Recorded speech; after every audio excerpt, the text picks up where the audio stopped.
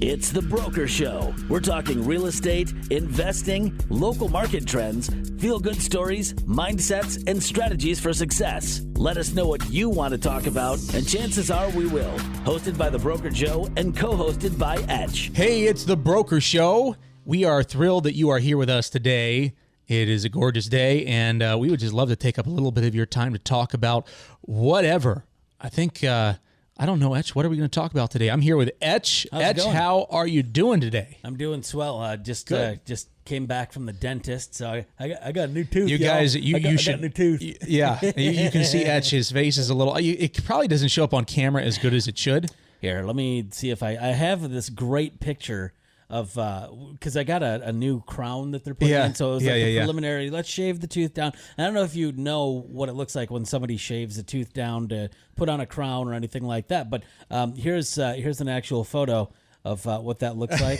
Let's see if I can get it in focus there. But yeah, that black there, that's there. That is not. Etch, I'm getting live comments. They say this is what you look like all the time. They do. That was pre-money to get dentists taken care of in dentistry. So this is what happens when you've hit the big time. Which absolutely. I'm still waiting to hit. But it's so fun.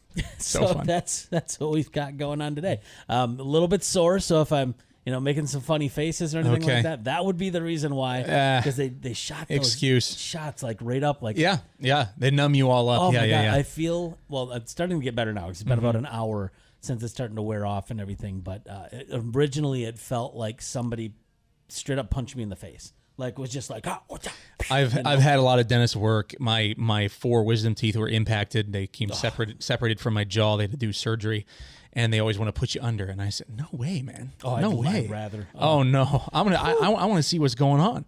And yeah, when you're done, you just feel like you can't feel anything. It's just all. Yeah, it's brutal. It's brutal. So, you know what? Etch and I are both parents. Yep. And we are feeling the.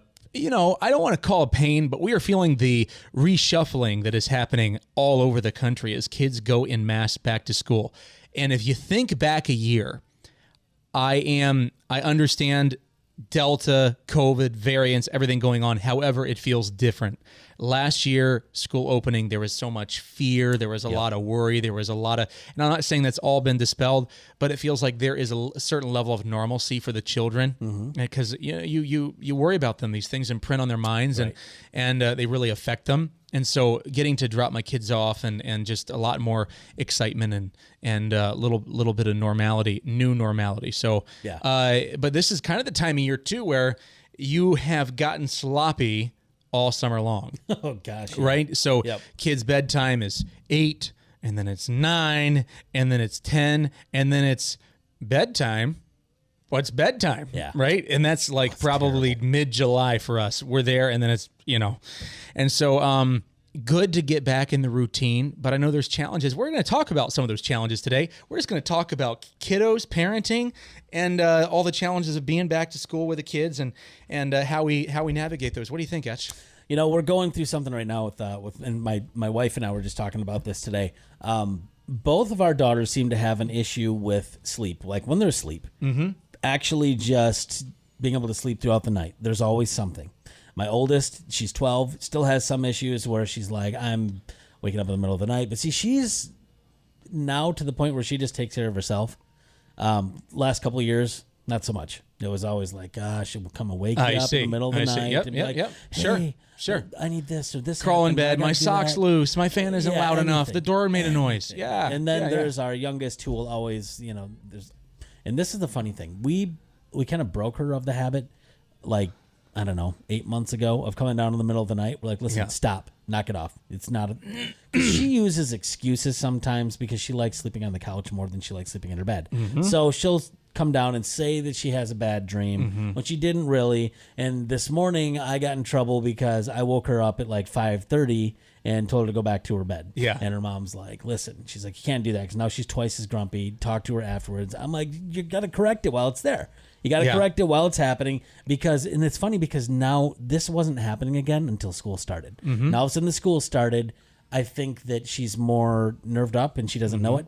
And she comes down now and saying that, I've got I had bad dreams. When realistically, I just think that she's just restless, can't fall asleep, and then her mind starts going, and then she freaks out, and then she scares herself, wants to come down. Yeah. But I told my wife, I'm like, listen, if we keep allowing it, then it's going to happen to where it's happening like my daughter down in Florida, that her mom has allowed that for so long that now she's 12 and she's still having it happen. I'm like, we got to nip it in the bud. She's like, I'm trying. We're doing this, but you can't wake her up and tell her to wake up twice after she just did that. Absolutely. So it's just, you can't do it. Yeah. So I'm like, all right, fine. Do it your way. That's okay. Like, I'm not, there's some parts I disagree with. So now then it turns into the parenting side where we're not at each other's throats about it, but we're just kind of like, okay, well, I think my way is a little bit better than yours. Your way might be a little bit better than mine. Sure. You think? Sure. So I don't know. I have no idea. I've never happened to me. Never, I'm never, sure it never hasn't. happened. No. you never have it with the wife or anything. No, I'm it's sure. all the same. It's all the same. You know what we found every summer? We've all got habits that we wish we didn't have. We're trying to improve. Everyone's in it. We're all trying to improve. Yep. And so, but what happens with the kids is they build their own habits, right? Yep. And so, being intentional and without the school and the routine and that anchor to kind of guide them through the schedule, through the days, through the nights, through the months and the year, things can get really sloppy.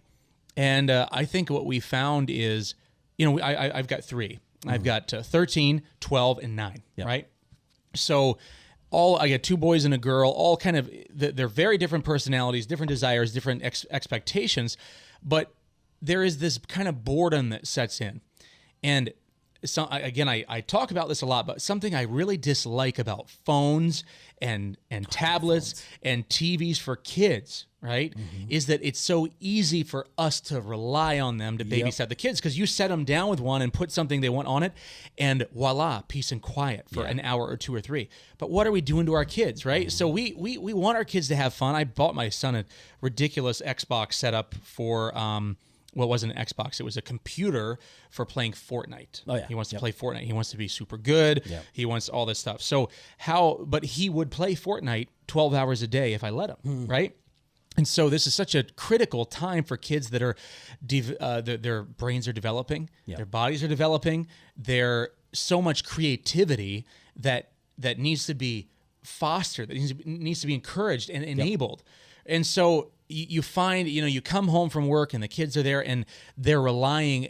I think there's this balance, right? There's this thing where all our kids we got to a point where they relied on us to be nonstop source of entertainment, right? Oh, yeah. Either I'm going to be on a video game or you're going to entertain me, Yep. right?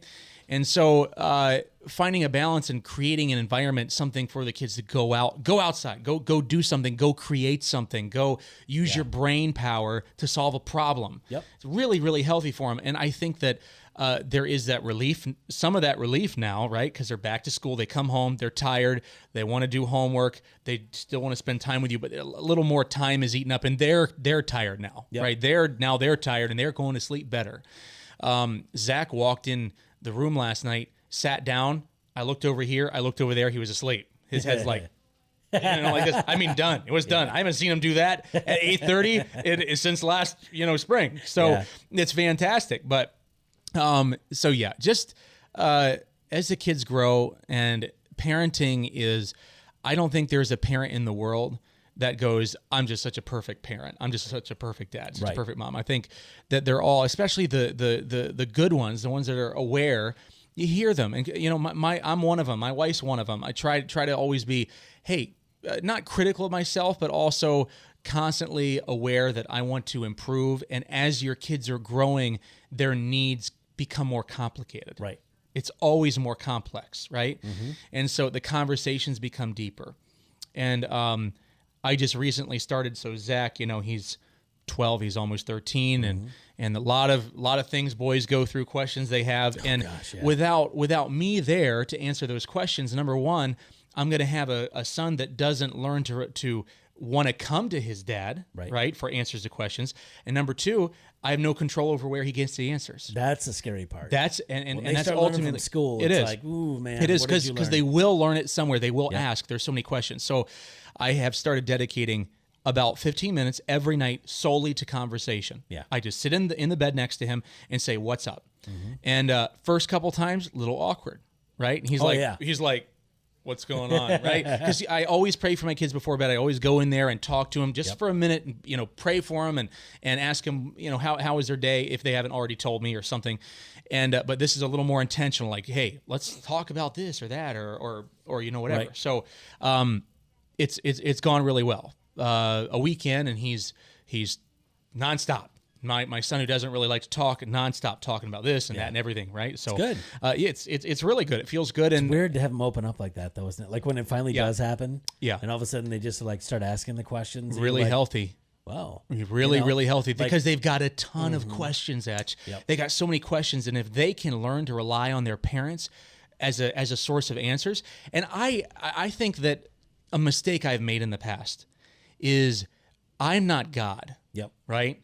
So I'm not perfect. I'm not infallible. I don't have all the answers. Right. But I will talk you through what I do know and understand, and we'll seek together. We'll seek to find answers together. Right. And so if I act like I'm God to my son and I can get nothing wrong, and this is, I said so because I said so, right? I don't think it's fair to them, and it actually turns them off to you because they're like, well, Dad's just going to say this and I have no recourse. I can't continue a conversation. Right. Sure.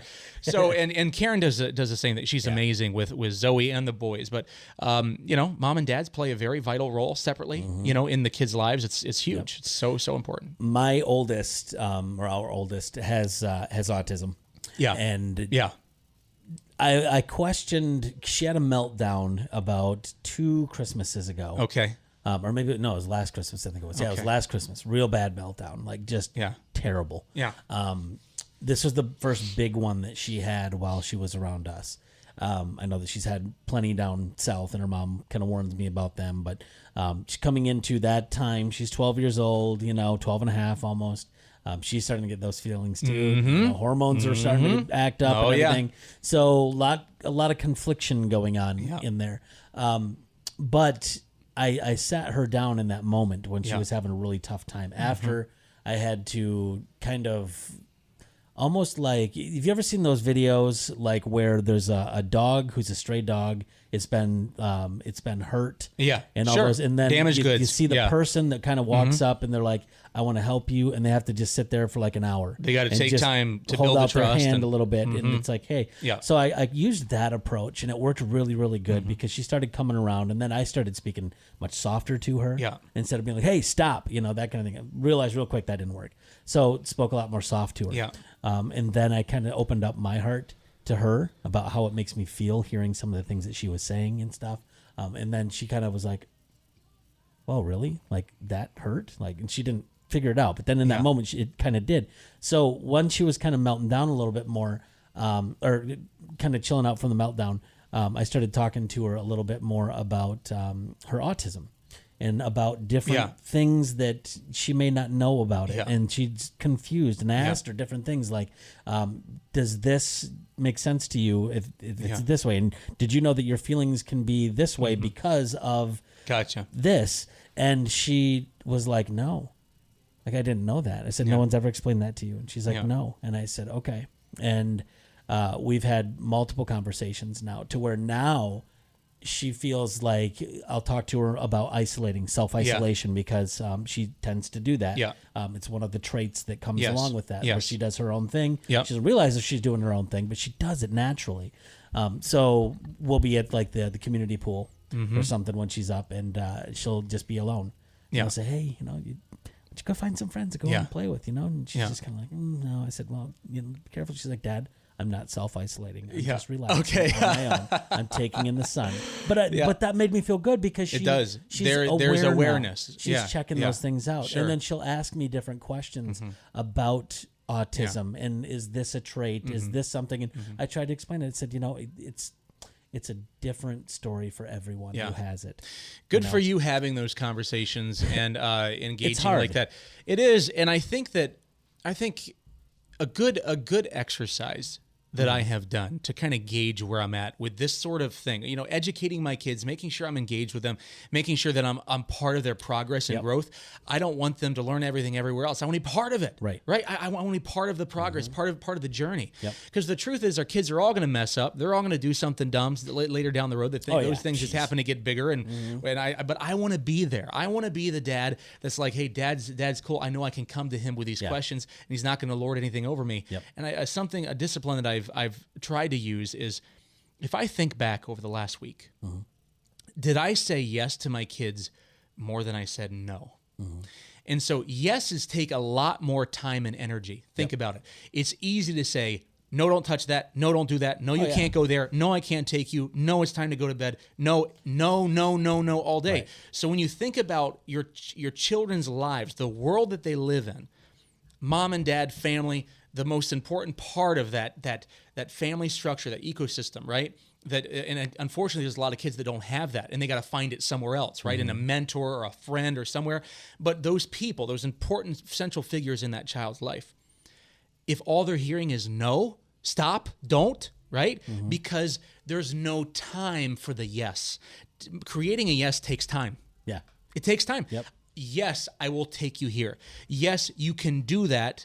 Or yes, I will fix it so you can use it. Or yes, I will play this with you. Or yeses take more time and more thought. It's easy to say no. No means no. I don't have to think about it anymore. Yep. I shut it down. It's over. I don't have to engage. Yes takes engagement, takes thought, it takes energy, it takes all these things. And I want to make sure that I have enough yeses for my kids. Now, when they're 2, it's going to be 95% no. 95% no, right? Because they'll touch this and then they'll touch it again 15 more times, and it's going to be no every time, right? It's like a cat. But as they get older, I really look back again over the weeks and go, hey, am I saying yes? Am I finding ways and spaces to say yes to my kids because I took the time and the energy and the planning to be intentional and create space for them? And sometimes a no, it shouldn't be a no. It should be, hey, here's why. Yeah. Right? Here's why. And at the end of the day, that answer is here's why isn't always going to be good enough for kids, and that's okay. That is really, really okay. But they will know that you took the time to explain why it's a no, right? And so I got 2 boys, and one's 12 and one's 9. Yep. So when there's no friends over, which is the most of the time, it's us, then it's the prototypical 9-year-old and 12-year-old out there playing in the pool, riding the quads, playing on something, right? Oh, yeah. And it's the 12-year-old uses his strength and his size when he feels like, and Zeke does whatever he can to get back. He can't bully him, so he'll nag him right here and there. So it's this dynamic always going back and forth. And so then you got the 9-year-old that's always leveraging every major event, right? Every little event is a major event because he's 9 and he's smaller and he was hurt and bad Zachary. And then of course Zachary was just Zeke poked him and he's just poking him back. Oh right? yeah, right. Yep. It's a harder poke. He's a bigger kid, but he's just poking him back. Yeah. And it's, you know what? It's fun to navigate that stuff. There is fun to be had in it as a dad. And I love to inject humor into these conversations, right? Yep. And so I love to talk to them about what a man is, right? And men, to me, one of the things they represent is strength, and strength is designed to protect, to take care of and protect, right? So I come from that angle. God gave you strength, right? Yep. You're strong, and this was designed so you could protect things. You can protect each other. You can protect your family. You can protect what you love, right? And take care of it, right? Yep. And then I also love to inject the humor and try to let them understand how you need to be more self-aware of what you just said, right? So what you just said is hilarious because you said this, but it's obvious that you're just trying to take an angle on this conversation to where you're the winner, right? And there's no other outcome. Yeah. And so why don't you step back? What if these 2 kids came in with that? Wouldn't you think that's hilarious? Wouldn't you go, look at this guy. He can't even see how silly he is, right? So I love to have kind of talk them through it so they can, before they start this, they can go, is what I'm saying really, really foolish? Right? Am I, am I self-serving right now? Let me slow down. Let me think through it. Yeah, I'm overreacting, or I'm not being reasonable. Right? Yeah. So trying to teach him critical thinking, and everything is an opportunity to have fun with it. Well, it's annoying. You can yell, or you can engage and have fun. Right. Yeah. Well, you don't want to raise Cain and Abel. No. No, you do not. It's not going to be. That's not the goal here. Yeah. No. Because if you let them do what they want, 3 years apart, my nephews are the same way. We got Graydon, who's he's going on 13, I think, and then Bodie, I think he's like 3 or 4 years younger. Oh yeah. And it's a massacre because nonstop. And the youngest, Bodie, he'll come up, and whenever he sees us, he'll come up and be like, "Hey, we need to hang out more." I'm like, yeah, anytime we're in town, man. Yeah. But you're the one that's in soccer and baseball and basketball and track and blah, blah, blah, blah, blah, Yeah. blah. So we try to have as much time. And I want you to come over and hang out with me, because then our youngest, Ella, loves playing, because they match energy. They're both almost the exact same age, and they're both so like go, go, go, go, go, go, Yeah. go. And they have to have constant stimulation, whatever it may be. Trampoline, running out and picking a flower off of the Till garden. they fall whatever. flat on their Yep. face. And if they Yep. don't have Yep. somebody with them doing it, it's almost like they have somebody that needs to guide them on Yeah. every step of the way. Yeah. So he's always like, well, I want you to bring over Elrose because Graydon won't play with me. And I'm like, well, yeah, he's like 3-4 years older. He's like into sitting there being like, oh, I just saw the swimsuit issue. That kind of thing. Oh, And, sure. Oh, the bikinis. Yeah. Oh, it's a cute chick. Yeah. That kind of thing. And then opposed to Bodie, who's just like, I just want to hit golf balls as far as possible. And I want to throw a football the best out of my class. And I got the fastest running shoes, that kind of thing. And he's in that mode.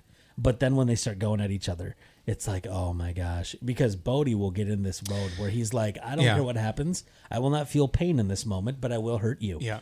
Yeah. But both of them, it's good. I try not to step in and overmanage, right? It's so tempting to do that. Shut up, go in your rooms, you're grounded. Yep. I hate grounding. I hate grounding, right?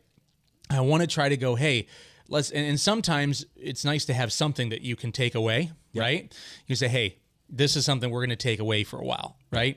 But for the most part, I like to let them try to work through an issue, an argument. They're yelling at each other. They're not hurting each other. They're yelling at each other, right? And so try to watch and listen and see. And then once it gets to a certain point, that's when I step in. And then because I've been paying attention, I can go back and talk through what they've been talking through, right? But at the end of the day, like, that's what I found was this summer. I'll go back to that is you create this dependency. They're dependent. I hate the dependence on these devices. Yeah. Because without them, they look lost. They're walking around.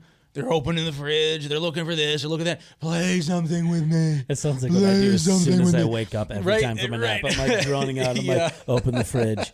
Nothing. Babe, we need food. Exactly. It's this default setting without that. Yeah. And so I have tried to pull back on that. I don't want to take it from them. I want them to have fun. Right. But I want to pull back from it. And I want to go, listen, I will play with you, right? But not right now. Yep. You're going to go outside and you're going to do something.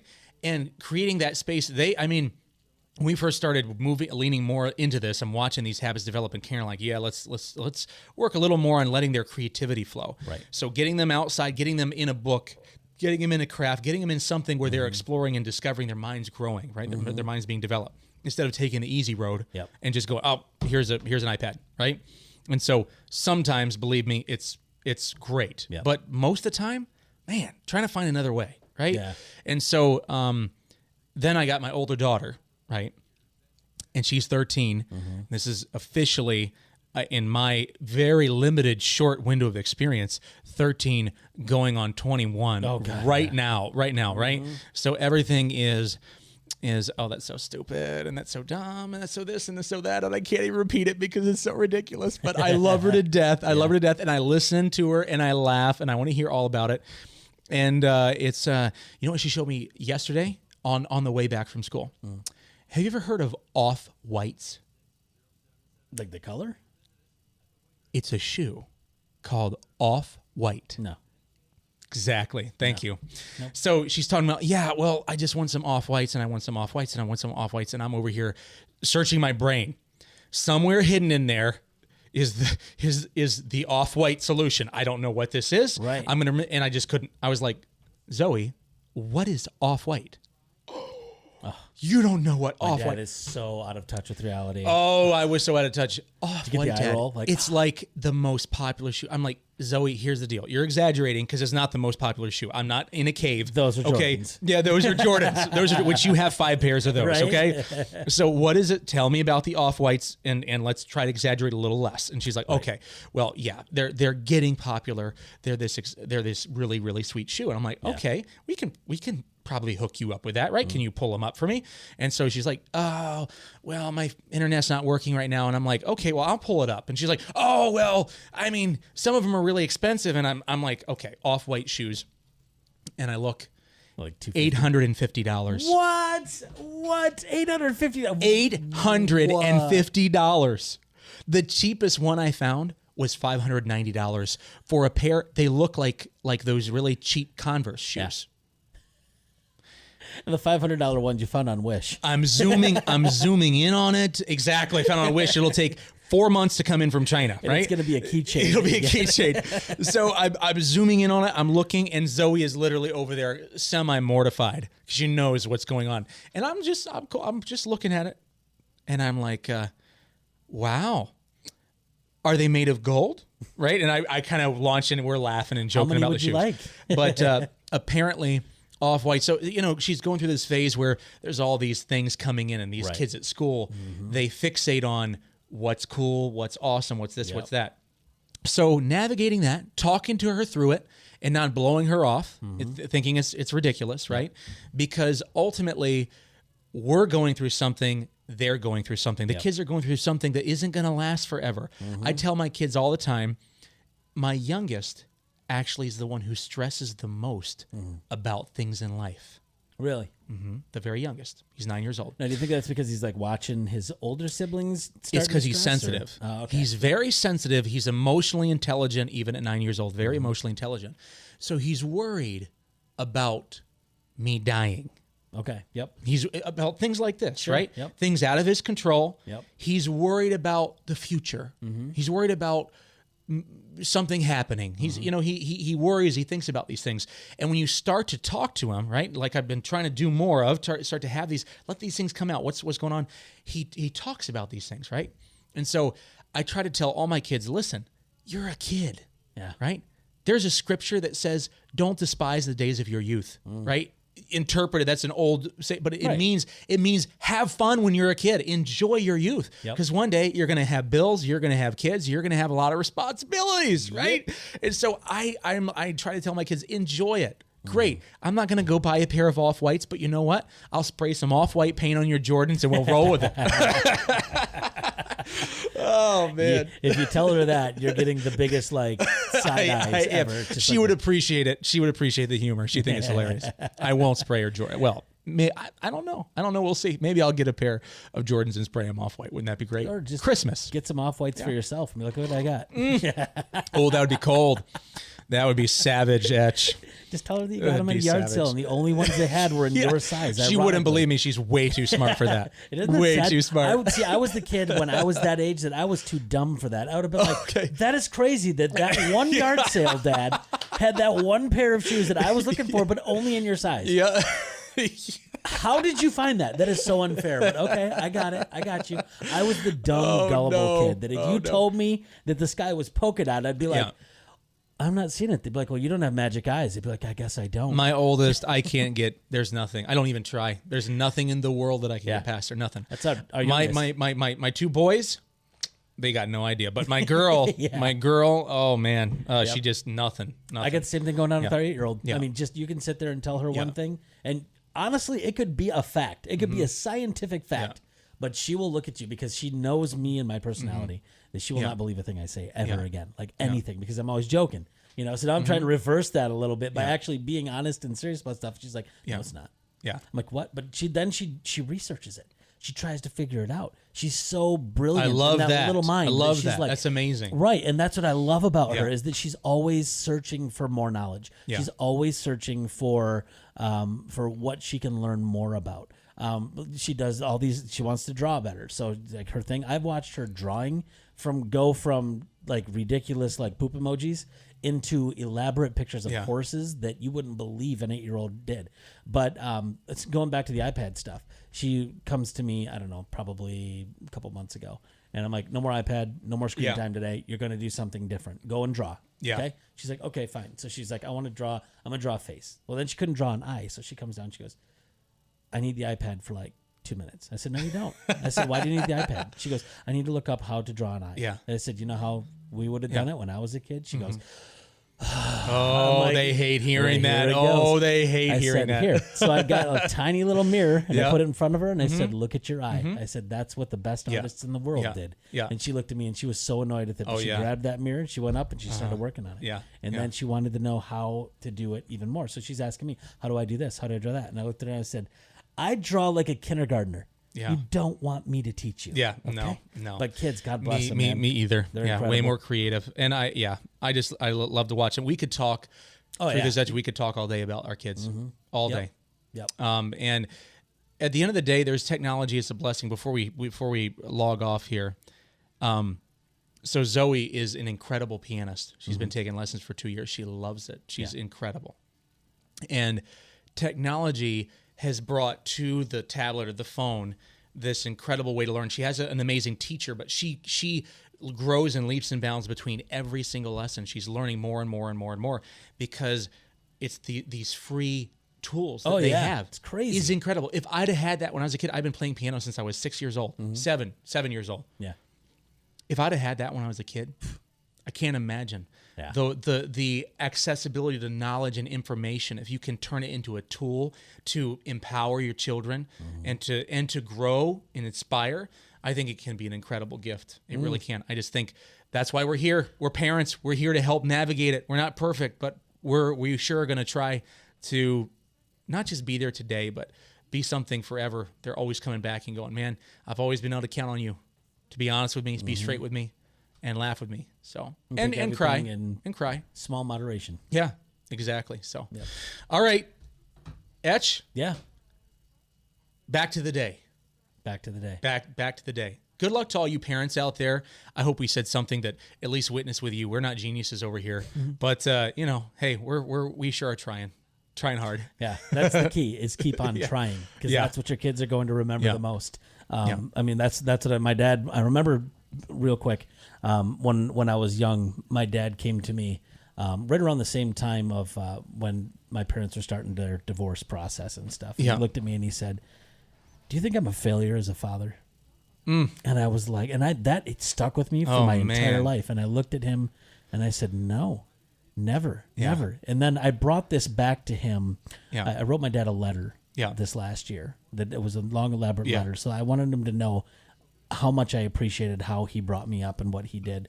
And I said, Dad, I said, you may not have been perfect on everything, but I appreciate how much you stayed and tried. Yeah. And that's what I remember the most is that you didn't give up. You didn't, if there was something that you didn't figure out right away, it might have frustrated you. And it may have been something that was driving you nuts about how you couldn't fix something that I was going through, but you showed up. Yeah. And that's all that mattered to me. And at the end of the day, our kiddos won't always understand exactly where we're coming from or where we're going to, right? They might won't. even hear I hate you a couple of times. It's okay. It's okay.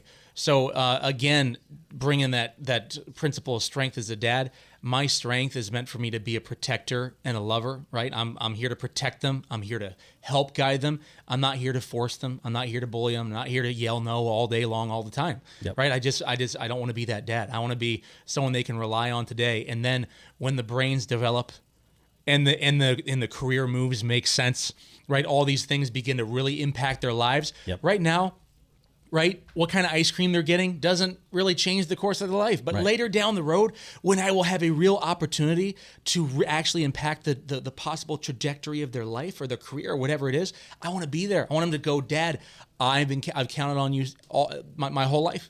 I would love to hear what you have to say, right? Because I've been an open ear. So trying, guys. Keep up the good work, all you parents out there. And I will say, back to school, it's a great thing. Great thing. I'm going to go pick them up right now. Yep, same here. All right. Hey, check us out on Twitter at The Broker Joe, Instagram at The Broker Joe and Facebook at The Broker Joe. Would love to hear from you. We don't get as much feedback and as much commentary as we would love. If you even just a quick shout out, shoot me a text or an email or comment on there.